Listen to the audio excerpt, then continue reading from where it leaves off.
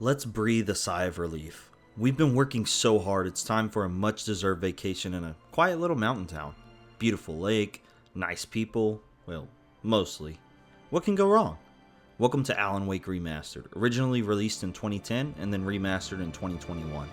Alan Wake has you control, well, Alan Wake, a famous Stephen King-esque writer in search of a hopeful, relaxing vacation in the quiet mountain town, Bright Falls. Well, after some pleasant interactions from some, let's just call them quirky folk, we meet a darkness-loving, widow-clothes-wearing woman who gives us our key and instructions to reach our cabin. Okay, maybe we're in for more than we bargained for, but man, it's a beautiful view, right? Well, it's looking like this vacation is heading south quick, as Alan's dream is quickly going to become a nightmare. Let's not linger in the dark, let's shed some light on the world of Alan Wake. Quick spoiler warning here, the plot of this game is absolutely insane, and if you want to experience it firsthand, go play it. Also, if you enjoy the video, please be sure to like and subscribe. I'm so grateful for all the views and subscribers you all have been giving, and I'll keep doing my best. Thank you. Stephen King once wrote that nightmares exist outside of logic, and there's little fun to be had in explanations. They're antithetical to the poetry of fear. In a horror story, the victim keeps asking why, but there can be no explanation, and there shouldn't be one. The unanswered mystery is what stays with us the longest, and it's what we'll remember in the end. My name is Alan Wake.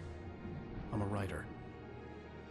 So typically I'd start off discussing the gameplay here, but honestly, I don't want to delay this story too long, so I'll be quick. Essentially, the enemies are dark beings, and the only way to damage them is by exposing them with your flashlight, then shooting them. You have various types of equipment to dispatch the enemies, and that's pretty much it. There are many different collectibles and different classes of enemies, but it mostly boils down to expose it with your flashlight or a flare, and if it's a humanoid enemy, shoot it a few times. The bosses are pretty challenging and entertaining, but if you can hoard your strongest gear like flare gun shots and flashbangs, you can usually unload your best equipment on them and take them out pretty quick. Now, I didn't play on Nightmare difficulty, which I'm sure is a whole different beast, but if you're just playing casually, the game presents a decent challenge that can usually be overcome with enough patience. It's a pretty simple running gun when appropriate, while managing resources, and I'd say the gameplay is one of the weaker points of the game. Okay, I hope you've got your flashlights ready. Let's move on to what everybody wants to hear and shed some light on this absolute mastercraft of a story. I used to have these nightmares when I was a kid. The dark really spooked me, too. When it got really bad, my mom gave me this old light switch. She called it the clicker. The clicker, huh? Yeah. If I ever got scared of the dark, I could just flip the switch and a magic light would scare the monsters away. We control extremely successful writer Alan Wake, who has just finished his tour for the release of his newest book in the Alex Casey series. Alan has suffered writer's block for 2 years after writing his latest novel, and has spent a lot of time drinking and, well, being not the most pleasant man. The tour and writer's block have led to a bit of a strain on his marriage, and his wife Alice has planned a nice retreat in a beautiful mountain town, Bright Falls, for the two of them, with his wife hiding the fact that this place is home to Dr. Hartman, who has written a book about his success in offering psychological assistance to famous artists. Obviously, Alan is a prime target for his work, but Alan is left in the dark. Get it? I'm sorry, I'll see myself out. Anyway, our couple needs to pick up the keys from Mr. Stuckey at the local diner where we meet superfan Rose, and it seems this vacation may not be as low-key and relaxing as Alan was hoping for. First world problems, am I right? Anyway, we see a bit of Alan's character and his interaction, and he's honestly kind of an asshole. He has a drinking problem and is a bit rude and dismissive to most people he meets, which I do appreciate since most games have our main character being a never-do-wrong hero, so I like that Alan is a bit unlikable. It's a nice change of pace, you know? Plus, it feels a bit more realistic for us common folk. Well, we don't find Mr. Stuckey, but we find the creepiest woman who's dressed like she just came from a funeral and pops up on us outside the men's room in a dark hallway. You know, normal small town shenanigans.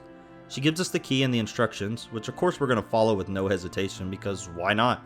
And yeah, we don't check our mirrors to see Mr. Stuckey running after our car, so we happily arrive at the creepy, though admittedly beautiful cabin on a small island in the middle of a lake.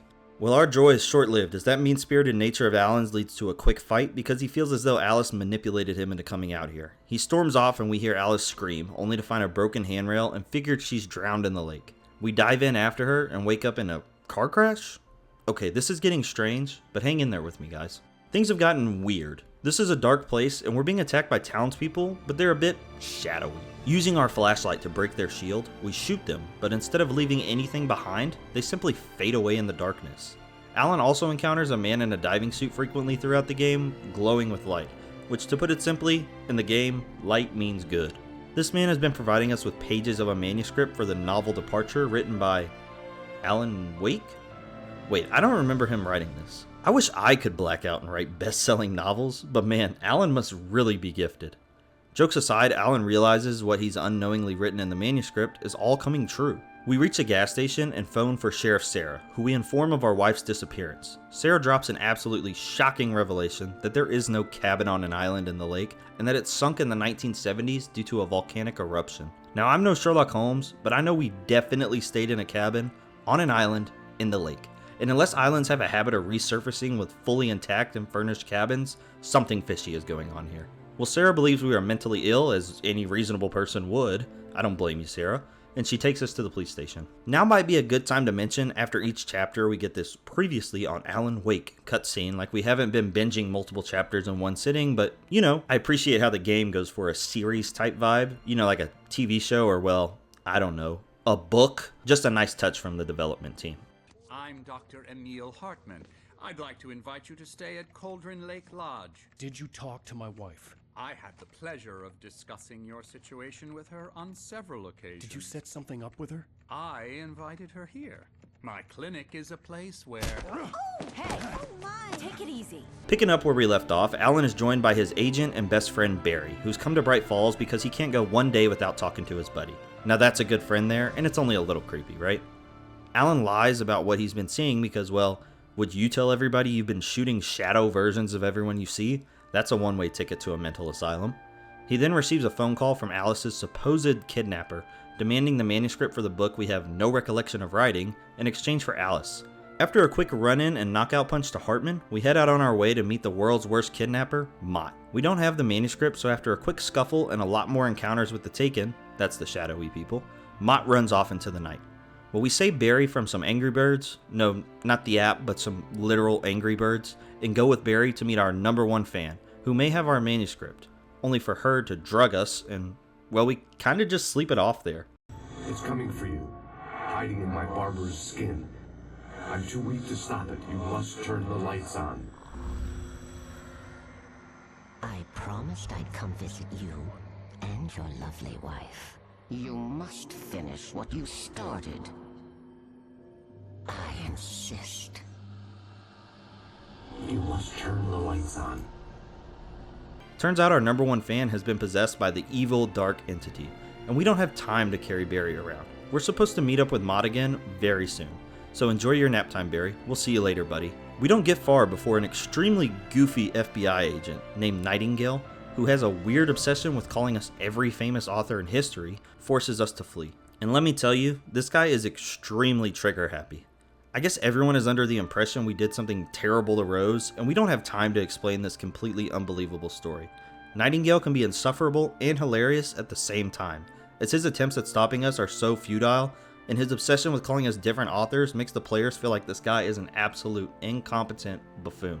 This is Agent Nightingale, FBI! Get him up, Hemingway! Anyways, after an extremely long journey, and I mean extremely long, this is by far my least favorite chapter, we run into Mott being tortured, admitting he never had Alice at all, and it was all a ploy to get this manuscript we don't remember writing. A manuscript that has been edited by Thomas Zane and Barbara Jagger. More on them shortly. They're absolutely central to the plot of the game, and we've seen their names pop up a ton at this point in the playthrough. Just as Alan is about to be captured by the torturer of Mott, we light a flare and plunge into the dark abyss of Cauldron Lake, the same place our original cabin was located and has supposedly sunk in.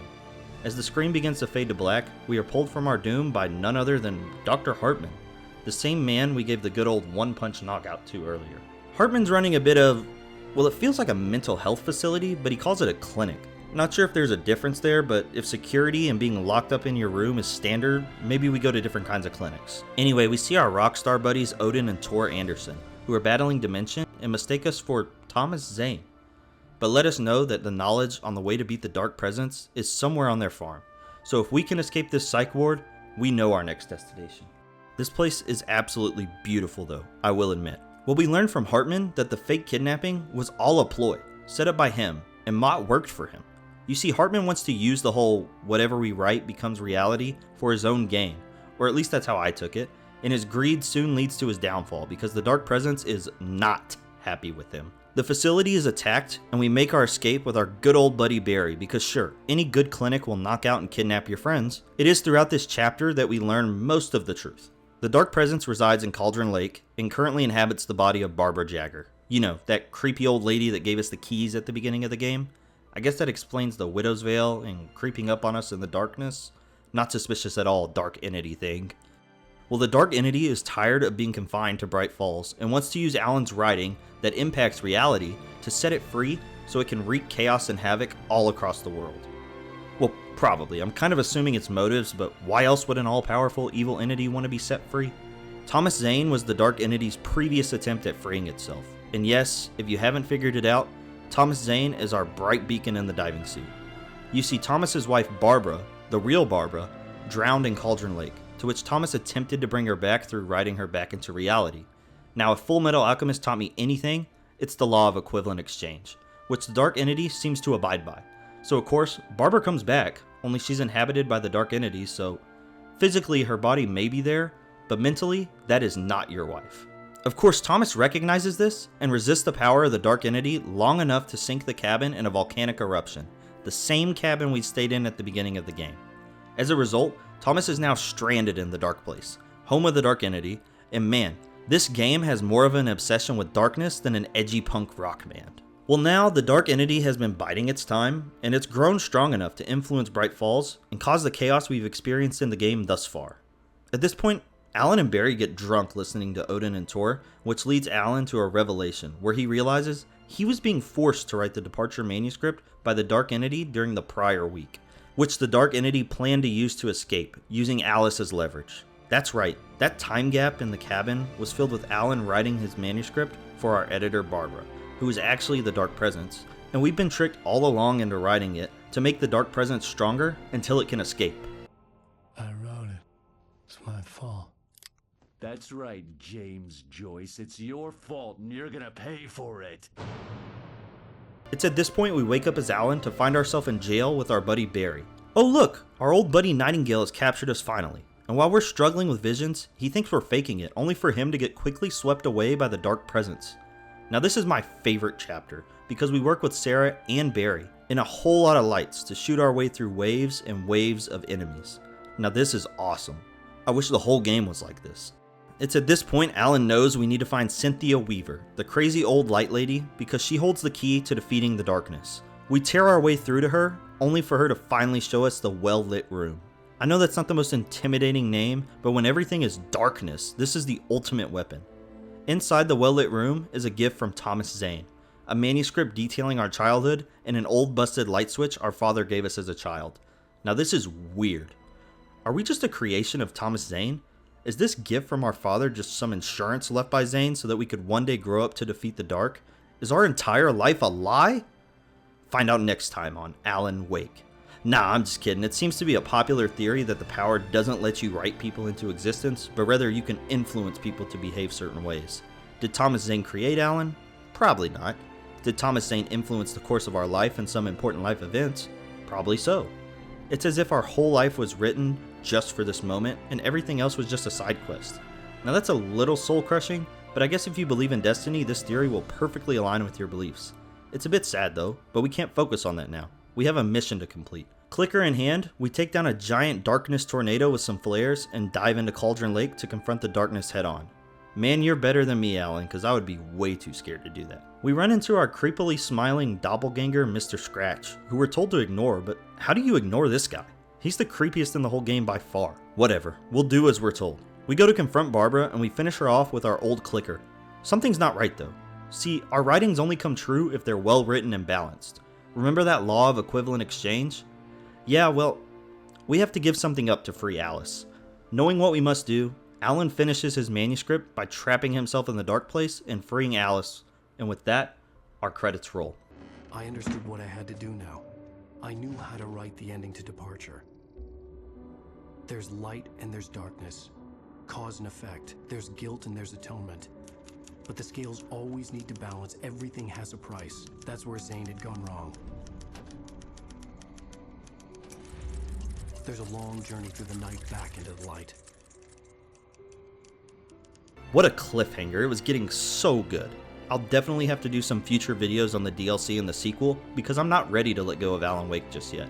If you want a rundown on the whole plot there, long story short is, Alan has the power to make his writing become reality, his wife is kidnapped, and he gets revenge on an evil dark entity that manipulated him and stole his wife, but trapped himself in the dark world in the process. There's the quick and dirty for you. It's not a lake. It's an ocean. Alan, wake up. Alan leaves us with some haunting final words. It's not a lake, it's an ocean. What does this mean? Well, it's open for interpretation. I think what the developers are telling us is that, hey, it's deeper than it seems. Alan was guided by Thomas Zane's writings, much like Alan's writings have heavily influenced the world. The battle with the darkness has gone on a long time, and it's only going to get deeper. Or maybe Alan is simply saying, this evil runs much deeper than the lake, that this evil feels endless, and rather than being a small lake of evil, it's a whole ocean full. Another overall theory I really like about the game is that it's all a metaphor for Alan's mental state and his substance abuse. Mr. Scratch is Alan's raging, alcoholic persona. The dark represents his insanity, while the light is his sanity and salvation from the monster he's becoming. In a more literal sense, Alan is constantly battling his inner demons, particularly when he enters a dark place. Now the sequel and DLC might combat this theory a bit, but in the scope of the first game, I really like to think of it this way. One detail I think is cool to consider in this theory is that Alan actually pushed Alice from the balcony in one of his dark states, and the plot of the game is actually him righting his wrongs and revising history. Now how likely is this to be true? I think there's a slight chance considering they had been fighting and Alan stormed off for a very short amount of time, but I'm also not sure if I'm really buying it. But either way, it's fun to mention. I think the game is a bit more literal and would have showed us if Alan pushed her in a rage, maybe in an in-game cutscene, but I love the speculation. If I'm completely wrong, that's fine. I'm excited to discover more of the world eventually. I will say though, I think there's a lot about this game I still don't understand, even through a bunch of research. And I think there's a lot of unconfirmed theories out there that could very well be true. All opinions are welcome here, and I encourage you to leave a comment with what you think about the story. Hopefully the sequel and DLC will shed some light on the future of our protagonist. Now to present my gripe with the game, and if this take makes you angry and you disagree, that's totally okay. But I'll be completely honest here. I did not really enjoy the gameplay. There wasn't much enemy variety, it was just weak guy, fast guy, big guy, and chainsaw guy, and the combat never really deviated from light 'em up, shoot 'em, or use essentially a grenade to take them out quick. I honestly was tired of it quickly, but I did play on an easier difficulty. However, that did not ease the tension. I found myself struggling to get through some areas, and some encounters were tense, especially when you were low on resources. I just didn't particularly enjoy them. Maybe something contributing to this was that I really enjoyed the story, and the long segments of running through the same old forest scenery got old for me really fast, because I was so eager to see what happened next. I will say I did enjoy the segment where we worked with Barry and Sarah to fight our way through the town, and gameplay wise, this was the most fun I had. Maybe it felt less lonely, and I liked the switch of scenery from the frequent forest, I'm not sure, but I definitely enjoyed this part quite a bit more. That's not to say this is a bad game at all. If anything, it's a compliment that the story is that good, that I found myself disregarding the gameplay in favor of being excited about the next plot point. This makes me even more excited for the inevitable Alan Wake TV show we're gonna get because, man, this is a game that will work exceptionally well as a TV show. Well, what did you guys think? Do you all love Alan Wake and hold it in a special place in your heart? If you haven't played before, do you want to go check it out? Or is this game not really your cup of tea? Let me know in the comments. I really appreciate all your support on these videos, and I couldn't do it without you all. As always, thanks for watching. Get back in the cell, Stephen King! If you enjoyed today's video, please be sure to like and subscribe. I'm so grateful for your all's support, and I'm motivated to keep making these videos. Let me know if you want to see a specific game, or if you're interested in trying out some new styles of videos. I really appreciate it. Thanks for watching. Until next time.